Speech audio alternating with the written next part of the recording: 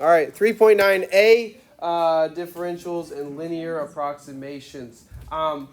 This is basically into chapter 6. The new writers have actually included this with chapter 6. But anyway, this is an older version. But here we go. So I want you to put this in your calculator. I want you to put in x squared in your calculator. All right, so y is equal to x squared. And then I want you to do its tangent line at 1, 1. So I want you to type in for another line, y equals 2 times the quantity x minus 1 plus 1. Boy. So what happens when we start looking at our point of tangency? So when I toggle back and forth here, what's happening as I get closer? It looks like they're starting to merge into one. Okay, it starts merging into 1. I like that. All right, I like that. So see me say it another way.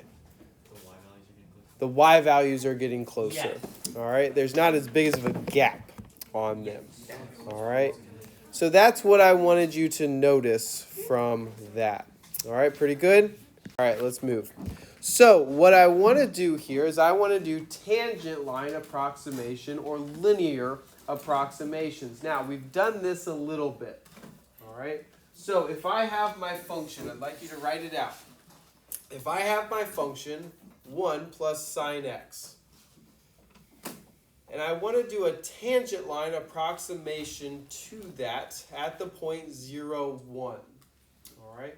Well, what do you need to find a tangent line? A point and a slope. It gives me a point, yes? Now I need to find its what? Slope. So how do we find a slope of a function? We take a derivative. So let's take a derivative here. So f prime would equal what? What's the derivative of 1? 0. What's the derivative of sine? Cosine. So my f prime of x is equal to cosine x, yeah? But what do I want to evaluate this at? F prime at what? 0. So what is the cosine of 0? 1. So my slope at 0, 1 is 1. You following me? So now my tangent line, t of x, most of the time we just call it y. In this case, I'm just going to call it t of x, is equal to, now we just write out our equation of our line. So what would be my y value? 1 plus my slope of what? 1 from here. And then times x minus 0. All right. You see how it's just a point slope form of a line, just like what we've been doing all along. Yes? All right. So now I want to talk about the differences of our tangent line approximations. So I want to do this little table with you. All right. So I'd like you to put both of these in your calculator. Put this in your calculator, this 1 plus sine x, and I'd like you to put 1 plus x basically in your calculator. So now I want to fill out this table. I basically want to fill out this table. So we're going to evaluate these at negative 0.5. So in your calculator, I want you to do second calculate and then value. All right, second calculate value. And then it should say like in a little x equals. So x equals, what do I want? Negative 0.5. And then press enter. Now, notice that the first one should be the 1 plus sine x, right? So you got 0.521 something, something, something probably, right? All right, it's 205. Okay, perfect. Okay, they rounded to 3 decimals. Shame on them. How many am I going to require? 4. All right. But then once you have that number, just press the little up arrow. Press the little up arrow or down arrow. Do you see how the x value should still be negative 0.5? Now you have a little y value of what on your little calculator? 0.5. All right. So that's an easy toggle back and forth. Does that make sense how you can fill that out quickly? All right. All right. So let's write this down. We're going to use linearization to approximate f of 1.99. Now, another word for linearization is what? Tangent line approximation. So I want you to be able to use those synonymously. All right? So linearization, tangent line approximation, that's all the same. Okay? Now, again, calculus was invented before the calculator. All right, or discovered, I should say. It wasn't invented, it was discovered. What is f of 1.99 really close to? 2. All right, it's really close to 2. So I want to do this kind of with 2. So I'm going to do a tangent line at 2. Do you see how it's close to it? So here we go. So what do we need for a tangent line? A point and a slope. Let's find our point first. So we need to find f of 2. So what is f of 2? -4. So my point is 2 comma -4. Well, then what else do I need? A slope. Well, what the heck's a slope? A derivative. Guess what rule we have to use? That daggone quotient rule. So let's do the quotient rule. What's the derivative at the top? 2x times x minus 3. And then what? Minus. I saw some people on that first part of that test that used plus. I'm like, oh, honey boo boo. All right, so minus. And then what's the derivative at the bottom? 1 times x squared. Over what? The bottom squared. X minus 3 quantity squared. All right. All right, so let's simplify this up because we're going to use it. So now we end up with 2x squared minus 6x minus x squared. And then over x minus 3 quantity squared. So then what happens to my x squareds? I just got one of them. So now I have x squared minus 6x times x minus 3 squared. All right. Now, that's good enough for me. You could factor out an x if you wanted to. I'm good with it right there. So now I need to find f prime at what? 2. So let's substitute in 2. So I'd end up with what up top? A -8. What do I have on the bottom? 1. So I have -8 over 1, which is -8. All right. All right, so now I have a point and I have a slope. So let's write out my tangent line. So t of x is equal to, what's my point? What's my y value? -4 plus, what's my slope? -8 times x minus 2. Now I'm going to use that to approximate what? F of 1.99. And this is why it's so useful without our calculator. So now I have -4 minus 8 times what? 1.99 minus 2. What is that? -0.01. All right. So now I have -8 times -0.01, which is what? -4 and then plus what? 0.08, right? So then I end up with -3.92. So my approximation is -3.92. All right. Now, so we're going to find f of 1.99 exactly. All right, -3.92. 0809. All right. So, with calculus, it gives me this. How far off was I? To the 10,000s place. That's when I failed. You see how that worked? So that's actually fairly good. All right? Yes. And that's actually just taking one derivative. So now I want to talk about linearization and differentials. Okay? I want to talk about this a little bit. So delta x and dx are the same thing. Okay? Delta x and dx are the same thing. However, dy and delta y is actually a little bit different. Okay? So I want to talk about this a little bit here. Delta y is actually what? Your change in y. So I want you to write this out. delta y is equal to your actual change in y. Okay, so your y2 value minus your y1 value. Your f of c plus delta x or plus dx minus f of c. That is what delta y is. Now,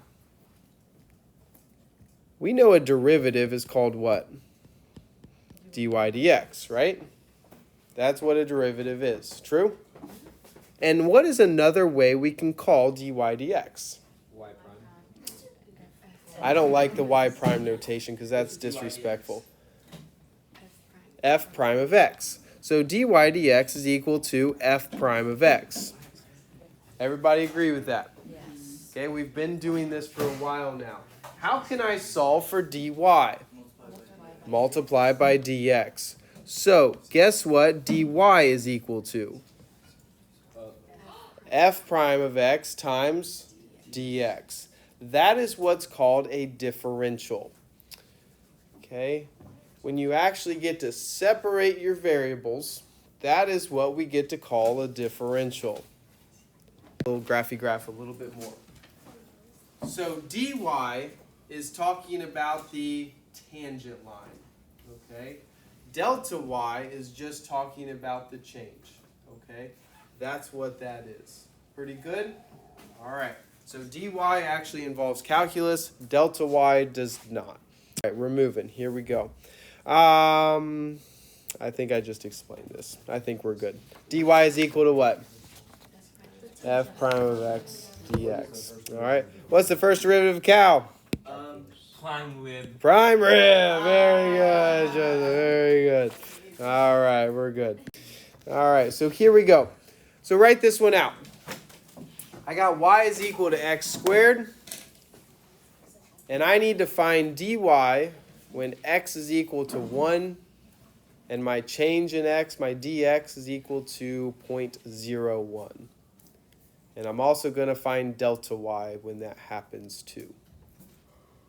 All right? So we're going to find dy and delta y, and we're going to compare them. Pretty good? All right. Which one do you want to find first? I don't really care. Dy. Let's find dy then. So, dy is equal to what? 2x and then dx. All right. Are you guys comfortable with that already? Yeah. Okay. Because really, we're taking a derivative of y with respect to x. So it's really dy dx is equal to 2x. And then we just multiply by dx. But if you're comfortable with that, I'm good with it.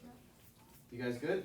Yes. Awesome. Fantastic. Wow, we're just so smart. You really are. You really are. Not you, but most of you. All right. So let's solve for dy. Fluke. So dy is equal to what? 2 times what's x? 1. What's dx? 0.01.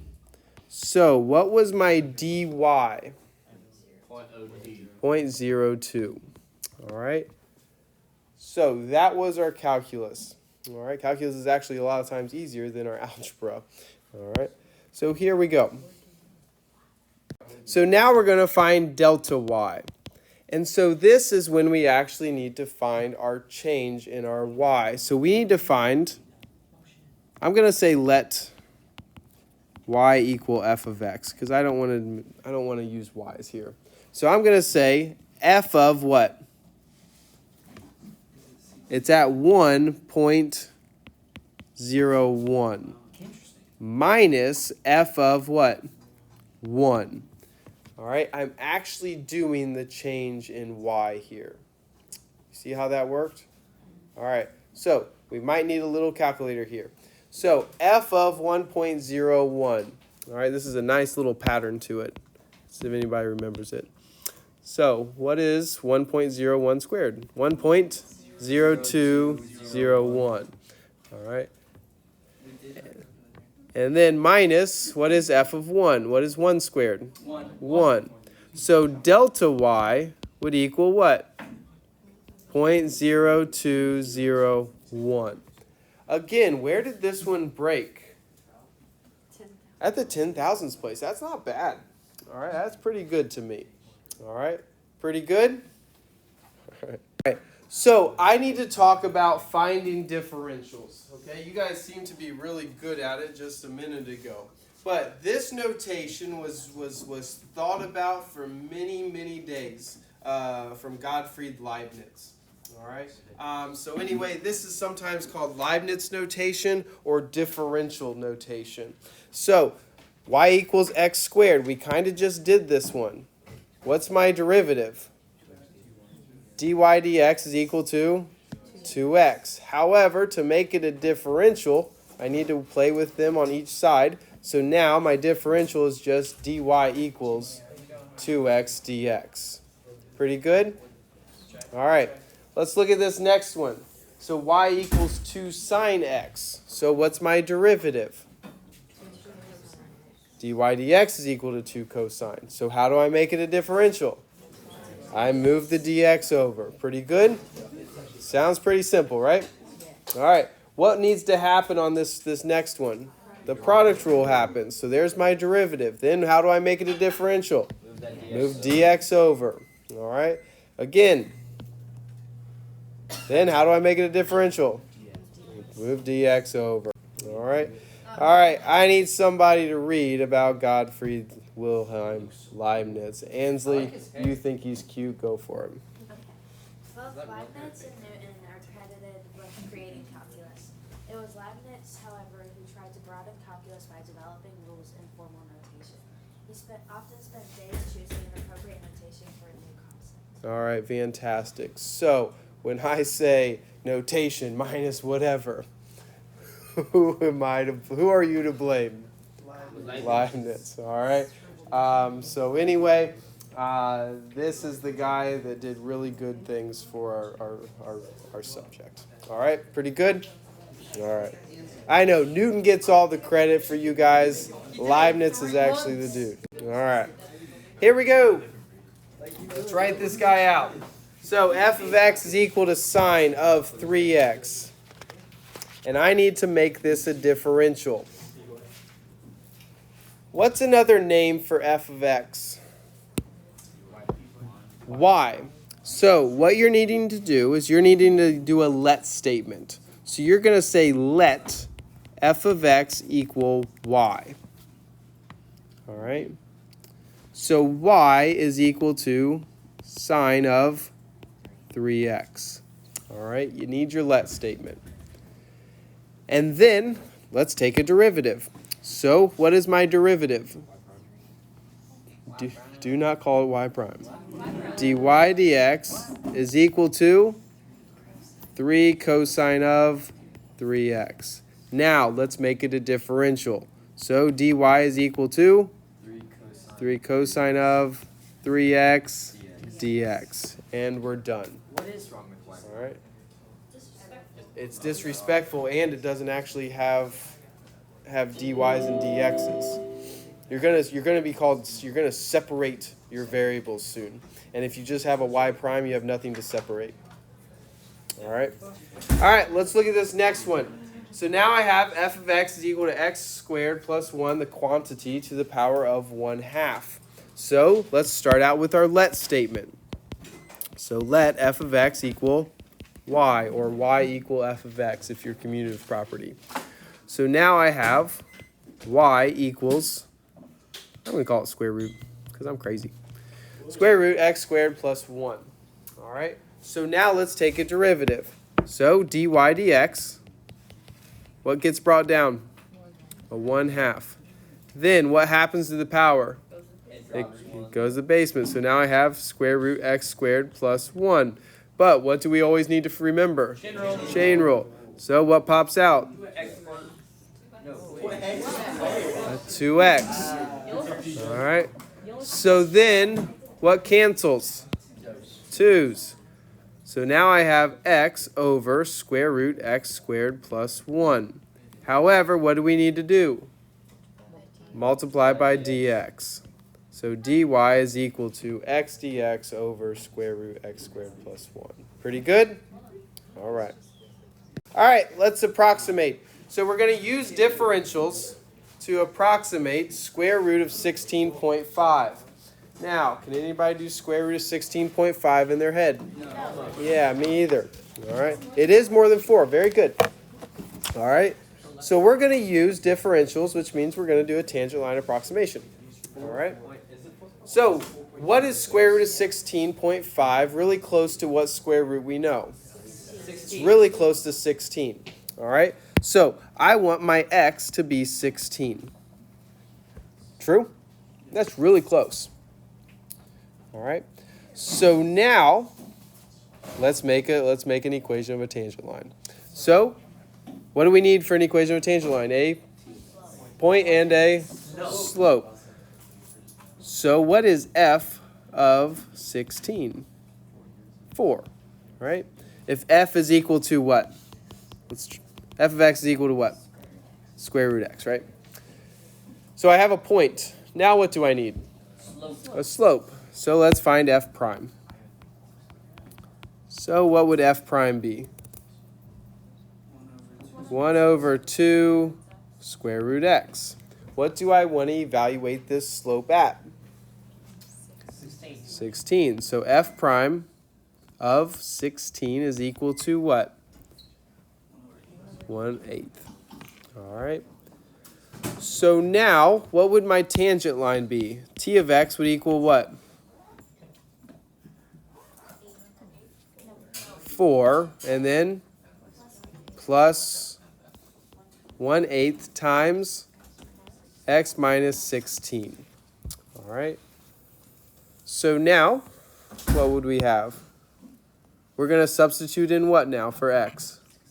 16.5. So now we have t of 16.5 is equal to 4 plus 1/8 times 16.5 minus 16. I'm going to call that what? I don't want 0.5 and a fraction. I'm going to call it 1/2 if you're cool with that. Because 1/8 and 1/2 is going to be what? 1/16. So actually, how do I want to think of my 4? I want to think of 64/16. So what would that end up being? 65/16. All right. Now, I will actually do that in decimal form. So that's actually 4.0625. Actually, it's not equal. This is actually equal to. Shouldn't be a squiggly. All right. So now, just for kicks and giggles, let's use our calculator. So what is the square root of 16.5? What is it? 4.0620? All right. That's pretty good to me. All right. And that was with dx is 0.5. And that's actually kind of large in my opinion. All right. But did we get pretty close using a little bit of calculus? All right. All right. Pretty good? You got a 3.9 worksheet on Canvas. On Friday, we'll be going over that and then starting really into chapter 6. All right.